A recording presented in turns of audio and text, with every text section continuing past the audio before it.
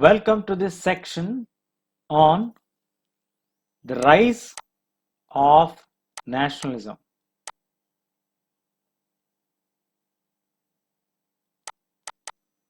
Grade 10 History Chapter 1.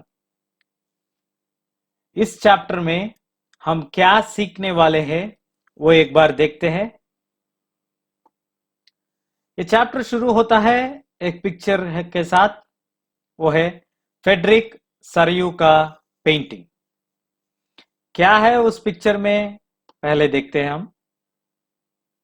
आप देख सकते हैं इधर पिक्चर को एक बार। इस पिक्चर में आपको क्या क्या दिख रहा है एक बार आप नोट कर लो। पहला दिख रहा है आपको इधर जीसस क्राइस्ट, कुछ बातें दिख रहे हैं, फेटर्निटी, फेटरनाइट, angels, then statue of liberty, पीछे लोग दिख रहे हैं। और ये लोग जो लोगों का लाइन दिख रहा है, ये लाइन जो है देशों को रिप्रेजेंट करता है। ये डिफरेंट ड्रेसिंग स्टाइल्स देख सकते हैं आप इधर। वैसे ही आप अलग अलग झंडाओं को देख सकते हैं इधर।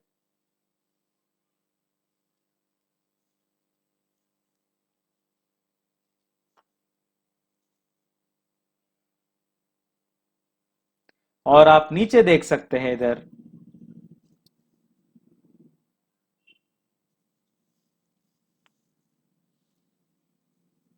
जो भी है इधर गिरा हुआ है वो राज्यों की सिरों दिख रहे हैं, वो क्राउन्स, द मोनार्क्स को दिख रहे हैं, वो गिर गए, मोनार्क्स गिर गए। और लोग अपने अपने ड्रेस के स्टाइल से, अपने अपने राज्य के हिसाब से, अपने अपने देश के हिसाब से अलग अलग झंडा पहन कर जा रहे। और इधर आप स्टैचू के लिबर्टी के राइट हैंड में देख सकते हैं आप एक चार्टर है जो राइट्स है, इधर राइट्स लिखे हुए हैं। और इधर आप देख सकते हैं लेफ्ट में वो लैंप दिख रहा है, वो लाइट दिख रहा है, टॉर्च। तो इसका नाम है the dream of world wide democratic social republics. इसको किसने पेंट किया है? इसका पेंटिंग किया है फ्रेडरिक सरयू 1848 के ईयर में। थोड़ा जानकारी लेते हैं हम इसके बारे में। 1848 में फ्रेडरिक सरयू ने, ये फ्रेंच आर्टिस्ट है, फ्रेंच देश के चित्रकार है, इसने एक 4 प्रिंट्स बनाए थे अपने ऊहा जनित पिक्चर के हिसाब से। अपने ड्रीम्स में कैसा विश्व होना चाहिए, उसमें डेमोक्रेटिक एंड सोशल रिपब्लिक्स रहते हैं। उनका पहला प्रिंट जो है वो था पीपल ऑफ यूरोप। तो यूरोप के जो जनता है और अमेरिका के जो मनुष्य है, जो इसमें मेन एंड वुमेन, वो सारे एजेस के हिसाब से, सोशल क्लासेस के हिसाब से, वो एक लॉन्ग ट्रेन की तरह एक लंबी लाइन में जा रहे थे वो स्टैचू के लिबर्टी के तरफ। और उसमें आर्टिस्ट ये बोलना चाहते थे, उस समय फ्रेंच रेवोल्यूशन का समय था, उसके बाद की समय के बारे में बात कर रहे हैं। उसमें स्टैचू ऑफ लिबर्टी दिख रहा है, वो एक फीमेल फिगर है, और ये उसके हाथों में, एक हाथ में टॉर्च है और दूसरे हाथ में वो charter of rights of man दिख रहे थे। और जब आप नीचे देखते थे तो उधर आप देख सकते वो नीचे धरती पे symbols of the absolute institutions, जो मोनार्क है उनका इंस्टीट्यूशंस, उनका सिर गिर के, उनके क्राउन गिर के आप देख सकते हैं। वो सरयू अपना उटोपियन विजन, ये उटोपियन विजन क्या है? उटोपियन विजन मतलब a vision of a society that is so ideal that is unlikely to actually exist. उटोपियन का मतलब ये है, मुझे एक वूहा है, मतलब मुझे एक आशा है, सोसाइटी ऐसा होना चाहिए, ऐसा हुआ तो अच्छा होता, ऐसा एक आशा को, ऐसा एक उम्मीद के बेस बना के मैं एक आइडिया बनाता हूं जो सबसे अच्छा आइडियलिस्टिक, मतलब बहुत पूर्ण, बहुत अच्छे से राज्य, बहुत अच्छे से समाज बनेगा, उसको मैं कभी भी रियल सोसाइटी में नहीं देख सकता। ऐसा वाला विजन को हम उटोपियन विजन बोलते हैं।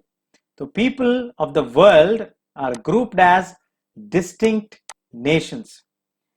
लोग, विश्व में लोगों को अलग अलग देशों के हिसाब से बांटा गया है और उनको ऐसा दिखाया गया कि वो अलग अलग फ्लैग्स, अलग अलग ड्रेस पहन के जा रहे थे।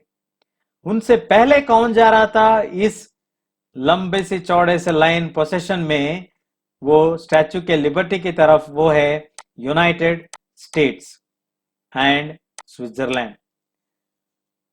उस समय में केवल दो ही नेशन थे, वो है यूनाइटेड स्टेट्स और स्विट्जरलैंड। वो राज्य बने हुए थे उस समय तक। किस समय की बात कर रहे हैं हम?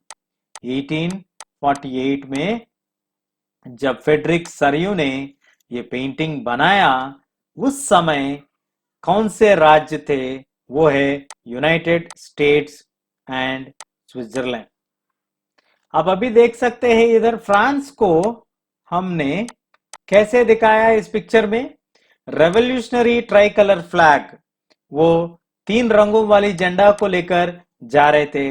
वो स्टैचू के बहुत करीब आ चुके हैं। उसके बाद आने वाले लोग हैं वो जर्मनी के लोग हैं। वो कौन सा झंडा लेकर जा रहे थे? वो भी 3 रंगों की झंडा लेकर जा रहे थे, लेकिन उसमें रंग अलग है। वो है black colour, red colour and the gold flag. उस समय सरयू सोच रहे थे कि जर्मन देश के लोगों को, अभी उन्होंने देश नहीं बना है। 1848 में जर्मनी एक अलग देश नहीं हुआ था। उस समय जर्मनी 2 हिस्सों में बांटा गया था। लेकिन हमारी आर्टिस्ट जो है सरयू, उसने अपना ऊहाजनित विषय में या ऊहाजनित सोच के हिसाब से जर्मनी के लोगों को एक बनाया। वो उस समय एक नहीं था। उनका होप था कि वो सब एक बन जाए। सारे जर्मन भाषा बोलने वाले लोग जो है वो सब एक राज्य बनाए और एक डेमोक्रेटिक कॉन्स्टिट्यूशन बन जाए, एक संविधान हो जाए। उसको फॉलो करने वाले जो लोग हैं वो है ऑस्ट्रिया के लोग और the kingdom of 2 Sicilies, Lombardy, Poland, England, Ireland, Hungary, Russia, ये सब के लोग वो लाइन में जा रहे थे। वो लंबी चौड़ी लाइन देखे थे ना हम, उस लाइन के पीछे जा रहे थे। From the heavens above Christ, saint, angels gaze upon the scene. हमने वो चित्र में देखा था, ऊपर आकाश में जीसस क्राइस्ट था, सेंट्स थे और एंजल्स भी ऊपर से देख रहे थे इस सीन को। ये सिंबलाइजिंग जो है, जो आर्टिस्ट दिखाना चाहते हैं, वो है fraternity among the Nations of the world. वो ये राज्य, सारे राज्य एक एक राज्यों से अच्छे से कुल मिला के या अच्छे रिलेशन बना के रखने के बारे में उनका वह था। और उसी समय में अर्नेस्ट रेनन एक लेक्चर डिलीवर कर रहे थे अपने यूनिवर्सिटी सोरबॉन इन 1882 में। उन्होंने बोला था, what is a nation? The French philosopher Ernest Renan outlined his understanding of what makes a nation. Ernest Renan ने अपने एक लेक्चर में बोला था कि व्हाट इज ए नेशन बोल के, राज्य का मतलब क्या है। A nation is a culmination of long past of endeavors, sacrifice and devotion.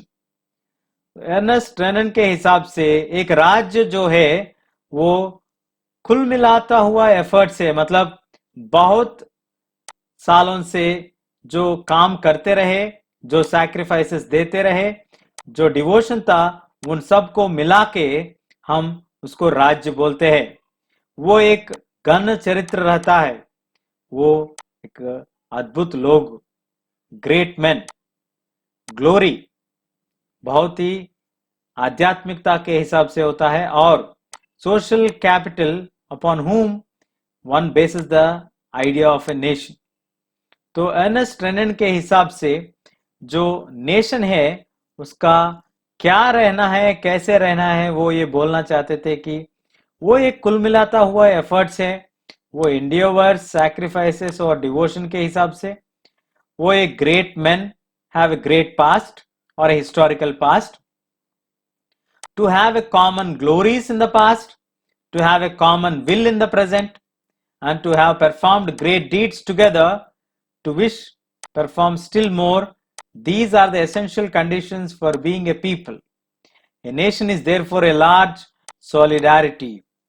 तो रेनन ये बात बोलना चाहते थे कि जो देश माने जाएंगे उनके लोगों को एक साथ अपने पास्ट के बारे में कॉमन ग्लोरीज रहते हैं, कॉमन इंटरेस्ट रहते हैं, अच्छे डीड्स करने का आशा रहता है, और वो एसेंशियल है जो लोगों को एक रखने के लिए, और उसको हम नेशन मानते हैं। मतलब जो लोगों को एक साथ बांध के रखता है, वो इमोशन को, वो पास्ट को, वो एक्ट को हम नेशन बोल सकते हैं। तो इधर हम देख सकते हैं इस चैप्टर में हम अभी सुना है ये सरयू का पेंटिंग के बारे में। वो 19th सेंचुरी में हुआ था, मतलब 1801 से लेके 1899 तक का जो भी पीरियड है उसको हम 19th सेंचुरी बोलते हैं। तो ड्यूरिंग 1848 में ये पेंटिंग हुआ है, इसलिए हम इधर बोल रहे थे 19th सेंचुरी बोल के। Nationalism emerged as a force which brought about sweeping changes in the political and mental world of Europe. इस चैप्टर में हम ये बात पे चर्चा करेंगे कि ये राज्य के बारे में, नेशनलिज्म, जो राज्यता, राज्य बनाना, राज्यों को होना, वो एक फोर्स की तरफ आया है। उन्होंने वो फोर्स में बहुत सारे चेंजेस, बहुत सारे बदलाव लाए हैं। वो है पॉलिटिकली है और मेंटली भी है, मानसिकता में भी और राज्य के हिसाब से भी बहुत सारे बदलाइयां दिखाते हैं। हम इस चैप्टर में वो देखना चाहते हैं। वो एंड रिजल्ट था कि वो जो बदलाव आए वो एक एक राज्य को बनाते चले गए। उससे पहले हमें multinational dynastic empires of Europe, जो एक राज्य में बहुत सारे राज्य कुटुंब के व्यवस्था में रहते वाले राज्य थे, उससे हमें इंडिपेंडेंट स्टेट्स होना शुरू हो गए। और the concept and practices of the modern state which had a centralized power exercised sovereign control over a clearly defined territory for a long period of time. तो अब ये एक नया आलोचन को शुरू किया, नए प्रैक्टिस को शुरू किया, वो था मॉडर्न स्टेट। क्या है ये मॉडर्न स्टेट?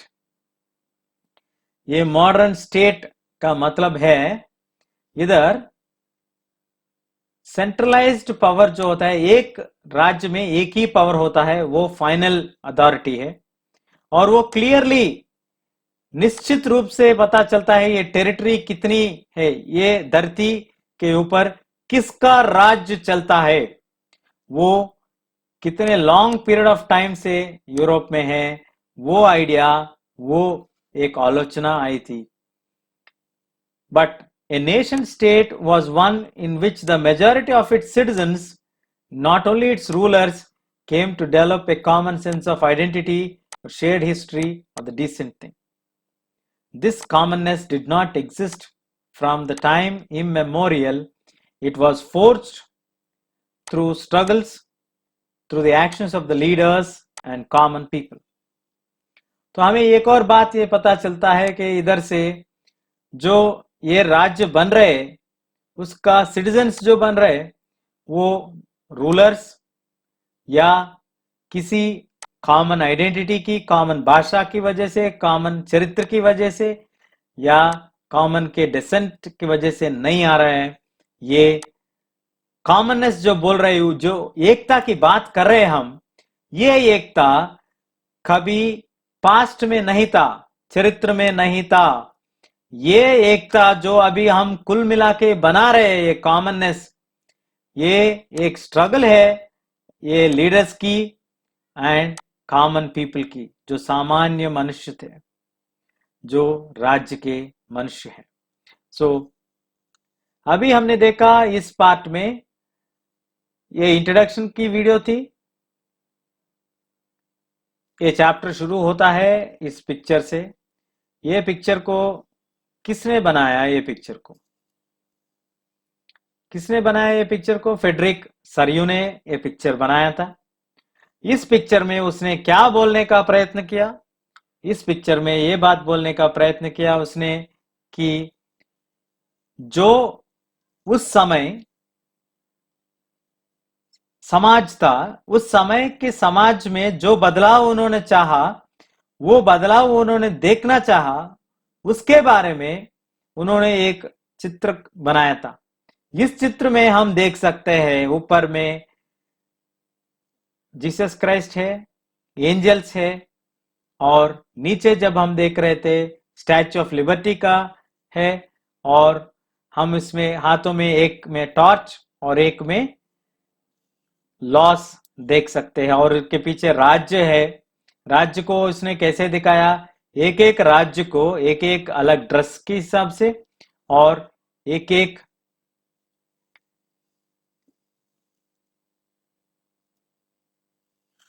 फ्लैग के हिसाब से हम देख सकते हैं। इधर एक एक फ्लैग कैसे वो चेंज होता जाता है, और कितना लंबा लाइन आप देख सकते हैं इधर।